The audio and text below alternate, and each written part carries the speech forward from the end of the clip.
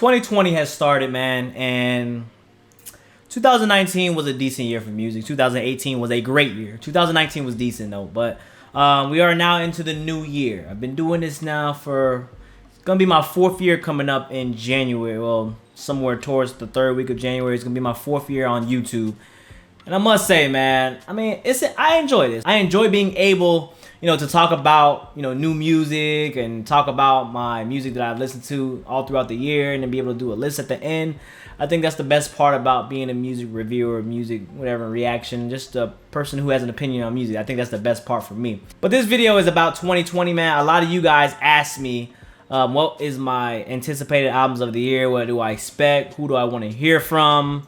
And I'm here to tell you guys exactly who I want to hear from. So let's get this started, man. Cozy, first of all, man, hey, cozy gang in this shit. I don't know about y'all, but as soon as it hit like 71 degrees in Florida, I'm wrapped up. I'm strapped up. As soon as it hit 71 in Florida, I'm strapped up, man. I don't play no games with the cold, bro, because who want to walk around? Fuck that. Nah, I mean, I'm cold as shit. Anyways, the first album I have to say I'm looking forward to is J. Cole's. J. Cole announced sometime later in the 3rd quarter of the year saying that he was going to release an album called The Fall Off, I believe it was called, right? The Fall Off. Slated to be released in February. I'm just really curious to see what direction J. Cole goes this time. Like we got, where he's been flexing. We got where he's kind of just not giving a fuck. We've got, his reflection on society and police brutality, social issues. He's been all over the place in his career. But I really want to see what The Fall Off is going to be about. My theory, I think that he's just going to talk about Fall Off, exactly what he said, The Fall Off. I think he's going to talk about a lot of rappers because, him and Lil Pump became, not friends, but they became civil and they did that interview together. And I guess you could say right now, Lil Pump, while he is still making money, he is definitely not who he was when he was making Gucci Gang, Gucci Gang, Gucci Gang. So I feel like he is going to make an album more about, the current state of rap and hip hop and how, these kind of artists are one-hit wonders and then they fall off and, he's going to kind of just wrap around that. Obviously, there's going to be other things he's going to talk about, but I think that's kind of just going to be the main focal point of the new album. That's just my opinion. Get a comment box below. Let me know what y'all think about that, but I am glad that my dude Jermaine Cole is back to making an album. And I feel like at this point now in J. Cole's career, everything he does, it really doesn't matter to the masses. Like he just really doesn't care about the opinions anymore, and that's why he keeps continuing to make great music, just because he doesn't let the hate, the opinions, the talks really affect him as a person. A lot of people always can say that, you be like, I'm cool, I'm not really worried about that, or you're the only person that really knows that answer at the end of the day. Like you can lie to yourself at the end of the day. I always tell people, because if you're not good, like if you're not good mentally, if you're not good by yourself, you feel like, oh yeah, like you be telling the world, you always showcasing, saying, hey, look, I'm not mad, I'm happy as fuck, look, I'm a happy ass person. But inside, in your mind, you're really the only person that knows if you're happy or not. So I feel like J. Cole is kind of just, he's really content with himself and he's really in a great place right now. The next person I want to talk about is Brent Faiyaz, man. Brent Faiyaz has an album coming out in February. If you guys don't, bruh. If you ain't nasty, don't add me. I've been working all day. Bruh, I've been trying to tell people about Brent, man. And that's just, I mean, look, I will tell you guys, I first started listening to Brent as soon as I heard Crew. I wanted to know who is this soulful singer who has this hook on this Gold Link track. I needed to know who Brent Faiyaz was. So I dug into the discography. And I must say, man, when I dug into it, it doesn't matter where you start. A lot of people always ask me, where do I start with Brent Faiyaz? Where do I start? Where do I start? Start anywhere. Because it's going to be, and it's like when you're on YouTube, and you kind of just watching YouTube videos and you end up on the dark side of YouTube, then, you go from watching, a balloon fly, then somehow you end up with a lizard getting chased by a snake for like 2 hours, then somehow you end up on a trek of watching ants journey from one side of the river to the other side of the river for 4 hours. It's kind of just like that. You end up in this rabbit hole with Brent Faiyaz where you continuously listen to his discography. And I'm going to tell you right now, man, Brent Faiyaz, if you love R&B music, you love soulful shit, Brent Faiyaz does not have a bad song. I have not yet found a bad song or a skippable song, at least for me, from Brent Faiyaz. See, the thing about me is I would put him on my Spotify playlist from start to finish, but I don't want to get my playlist oversaturated. So I literally pick my favorite of the favorites on my Meami the Panda Spotify playlist. Anyways, Brent had a great album in 2017. Apparently that was a mixtape because they're saying this is his debut album. I'm not really sure how this is his debut album because I thought that Saunderson was his debut album, but he had a great tape in Saunderson, man. I feel like a lot of people really kind of slept on that because they didn't know who he was. When you go Stay Down, Missing Out, I'm missing you. You get tracks like So Far Gone. What else did he have? He had Talk to You. Not even talk about the mixtape he had, you know, with Lovely and Poison on there. So, great other tracks like there are DSN and Allure are other great tracks from him, man. I just can't emphasize how much I appreciate Brent Faiyaz because I feel like he is what Miguel was to me 4 or 5 years ago. You know what I'm saying? Just kind of finding that new soulful artist and, you know, just loving each and every track he's put out. You know, I feel like he's very unique in what he does. You know, I feel like he brings the 90s into the 2010s or whatever you want to call it. 2010, 2020, 2020. TDE, I'm expecting some big things from TDE, man. Kendrick, obviously. I don't even want to say Kendrick because I feel like Kendrick does a great job releasing his albums at a timely rate. We didn't get an album last year, but I feel like every other year we're going to get something from Kendrick. He did have features. His best feature to date, I would say, you know, with Sir, Hair Down. I think that's his best feature to date. But I'm not really, you know, going to put Kendrick to say, you know, I'm expecting something from him because I feel like he's done a great time. You know, he's like every other year, you know, and it's all about quality over quantity. I always tell you guys that as well. So I'm not really too worried about Kendrick, but I am worried about his peer from TDE, which is Isaiah Rashad. We haven't heard from Isaiah Rashad ever since The Sun's Tirade, which released in 2017. Yeah, 2017, I think that came out, y'all. Yeah, 2017. Anyways, we haven't got an album from him yet. We haven't heard from him. People were speculating that he was releasing last year. That did not happen, obviously. But if he needs to come out this year, and I feel like he just needs to, you know, for his fan base at least, maybe he's good. I know, like I said, money isn't everything at the end of the day. And again, what I just said, quality over quantity. So, you know, maybe he's had 2 years to cook up some fire. Who knows? Maybe he has something ready for us. You know, 16, 17 tracks. Keep it at that. I know that Isaiah Rashad is a very, you know, after listening to, you know, Sylvia demo, listening to all his older mixtapes, you know, I know that he has a story to tell. So I'm just hoping that he actually does bring it. That's the only problem I have with it, that he actually does bring it. Blood Orange, I've been addicted to Blood Orange as well, man. I'm ready for Blood Orange to release another album. I know last year, 2018, he had like a little mini EP. It wasn't anything crazy, but I want him to do another album, man. After hearing Negro Swan, it's just like, that was such an, as you guys can see, man, it's up there, man. But that was such a great project from him, and I know that he can do it. You know, he's a talented musician. He's a talented artist.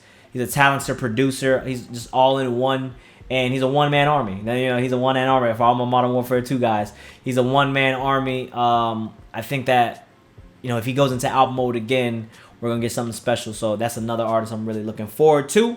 Another band I'm looking forward to as Red Hot Chili Peppers, man. As you guys know, man, John Frusciante, the old guitarist, the Californication days, is now back with Red Hot Chili Peppers. So it is the basically OG RHCP this time around. So I'm not expecting like a grand album from them. Like, you know, we're going to get something as classic as we got before.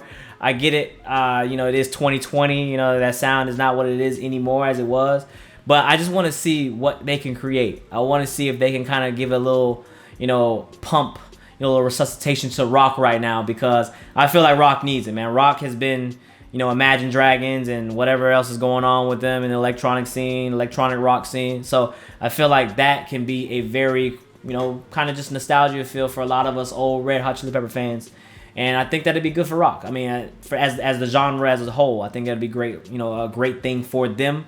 But we'll see. I mean, I'm not gonna push it too far. We're just gonna wait for it. We're gonna wait for it. I don't want to, you know, like I said, all these things I'm throwing right now, I'm not trying to do too much hype because I'm just gonna wait till it actually gets here. I'm waiting for Gunna song, Gunna Hoshikage song. I'm waiting for him because after we got Dripper Drown 2 last year, I'm ready for another one. I'm really ready to see what Gunna has in store for us, because I feel like Gunna is not going to make some lyrical ass album. I get that. So that's why I expect his ass to drop an album every year. I expect another album. I want to actually hear a Metro Gunna tape. And that's exactly what I want to talk about too. I want to hear another Metro tape as well. I want to get a Metro tape. I don't care who it's with. I'm excited for another Metro tape. Hopefully we can get that from Metro. You know, he came out of retirement and did his thing. Speaking of while we on the topic of Metro, man, I know Without Warning 2 was already kind of just up in the air, but I think that Metro solidified that it's not going to come out. They said they like it where it was, but I do want a What a Time to Be Alive 2. What a Time to Be Alive 2 and a Drake album. I feel like Drake taking his... You know, he took his little break into hiatus in 2019, but we already got War, and the album mode is here. 2019, we will get a Drake album, and I hope that we get a What a Time to Be Alive 2. Fuck the Future album. I do not want a Future album. For y'all Future fans that want a Future album, that's cool. I want a What a Time to Be Alive 2, because as you guys can see down here, let me put What a Time to Be Alive is down there. One of the best out of nowhere albums. That album came out of nowhere. That's the year that Future released DS2. We got What a Time to Be Alive, and we got another album that came out that year as well. I can't remember from Future, but he was killing it that year. And I feel like, come on, man. If you didn't like What a Time to Be Alive, you are lying to your fucking self, man. Going to the club every weekend, that shit was a bop. 21 Savage is another rapper. After we hear Immortal is like instant hype. I seriously want to fight somebody when I hear Immortal. I can see why they put it as the Mortal Kombat theme. Immortal was straight, man. I feel like every year 21 Savage gets a little bit better in his craft, especially what he came from before. And I feel like he just knows his place in rap. So 21 Savage is an artist I'm looking forward to. Now, the two that I'm really looking forward to, but at the same time, it's for different reasons. It's not for hype reasons. The first one is Lil Uzi Vert, Eternal Atake. I honestly just want to see what the hype is about. I've already stated... Even Black had a reply to me. Black 6 Lack, the homie 6 Lack. You know, we homies, but at the end of the day, he was like, oh, we need to get you out of here. I'm gonna say what I say. All right. Lil Uzi Vert had one great album, in my opinion. He had one legendary album, and the rest have just kind of carried him over. Lil Uzi versus the World is his legendary album. I said that. I said it in a tweet, and I mean it. Lil Uzi Vert and Chance are in the same aspect. Chance having Acid Rain, and just kind of just living up on that album. Lil Uzi Vert versus the World, it's the same thing. I feel like Lil Uzi Vert makes a one. He's literally making the same track over the last 4 years. Some people are like, it doesn't sound the same. They sound very similar. Obviously, it doesn't sound exactly the same, but they all sound similar. It's just Lil Uzi Vert's sound. I am ready for Eternal Atake because this album better be the most fire. I'm going to critique Eternal Atake like it's motherfucking My Beautiful Dark Twisted Fantasy. So y'all better get ready for that. All right, this shit better blow the doors off my goddamn door, bro. Plank better be flying because if it ain't, it's all right. The next one I want to listen to is WLR from Playboy Voldemort. Yeah, I'm actually hyped for that. All right, because in the last year and a half, I found myself, you know, kind of just appreciating a couple Playboy Voldemort tracks from time to time. So, you know, 100 Racks was in my top 25 tracks last year. It was a great track, so I can't really hate on that. It is what it is. At times I like it, most of the time I don't. But, you know, for WLR to, you know, kind of actually release, maybe it is a thing, maybe it is not. But that's kind of one of the things I'm anticipating because I want to see where he goes with this. I want to see if he can make, you know, I did find out that, you know, Playboy Voldemort is definitely better slowed. You know, he has a lot of, you know, slowed vibes. You know, they kind of just stick to his aesthetic a little bit better than, you know, his regular voice. Even the baby sound is a little bit better in slowed. So I can kind of see where you guys enjoy him. Again, I've stated, I don't have a problem with you guys liking Lil Uzi. I like Gunna. And for the reason as I like Gunna, I can kind of understand why you guys enjoy those two artists. So I'm not too mad about it. But I'm going to give my opinion on it. I mean, I'm not mad at y'all. It's opinions at the end of the day. But that's just how I feel, man. Who else am I really looking? Oh, Black. Black is another one I'm really actually looking forward to now that I mentioned him. Black took his 2019. They're waiting for him to drop the album. And while I'm saying Black, while we on the topic, go ahead and throw Bryson Tiller's old ghost ass in there as well. We waiting for a Bryson Tiller project. We got the track that he released last year. It was alright. It was pretty okay. Forgettable for me. I definitely did forget about it. But, you know, he released it. He showed us that the album mode is coming. 2020, maybe this is his year. I get it. He's having a kid. He's having another daughter. So he's in family mode right now. Again, that's another topic I really talked about with, you know, Bryson Tiller kind of just riding on Trap Soul. I did not like the second album. I can't even remember what the second album is called. The only track off of that second album that I do like is Set It Off. Set It Off is his top 3 track to date. So that's kind of just why it is there. But other than that, I feel like Bryson Tiller has just kind of just lived on the Trap Soul legacy, because every time somebody talks about Bryson Tiller, they always bring up Trap Soul. They don't bring up anything else. So I'm really excited. I know Black has always been fire. Black has brought fire. His last 2 albums were fire. But Bryson Tiller is the one I really expect to kind of just have a make or break album for this one coming up, because I feel like, where has it been? Where has the consistency been, you know, for Bryson Tiller? Because, I mean, he ain't proved it to me. You know, I still listen to Trap Soul, one of the best albums of the decade. I get that. But other than that, it's kind of just like, what? But yeah, man, other than that, man, those are really a couple albums that come to mind when I think about what I want to actually hear this year. There's not really too much, man. Like, I like to be surprised, so I really don't like to look up really research to what's actually coming out. I like to just kind of just be surprised. But I named a couple of the albums and the artists that I really like and I really want to hear, you know, like the Brents and the Kendricks, obviously, and then the Drakes, the What a Time to Be Alive too, specifically. And I mean, that's really just it, man. You know, I like music all around, man. All right, music all around is good to me. Whatever releases. I'm gonna be happy with it. If I like it, and if I don't, I don't. I have no problem lying to you guys about that. So, get in the comment box below, man. Let me know what you want to come out this year. Let me know a couple artists, not too many. Just give me your 2 artists, 1 artist, or 1 album you're expecting to come out this year that you're excited for. And we're gonna keep it like that, man. 2020, let's get it. Let's grind hard this year, man. Let's get to 300K. That is my goal for this year. 300K subscribers. We're gonna keep going like that. I mean, I always tell y'all, man, subscribers ain't everything, though, man. What I really do hope for is to get 10,000 people part of the Meami gang. That's what I really hope for. 10,000. That's all you really need in this shit. 10,000. Fuck the million. Give me 10,000 ride or dies. 10,000 riders, and we're gonna be cool with that. Anyways, till the next time, man. Don't forget, follow boy on social media. Let me know what you want to hear. Like always, been fucking talking too much. And until the next time, we out. Peace.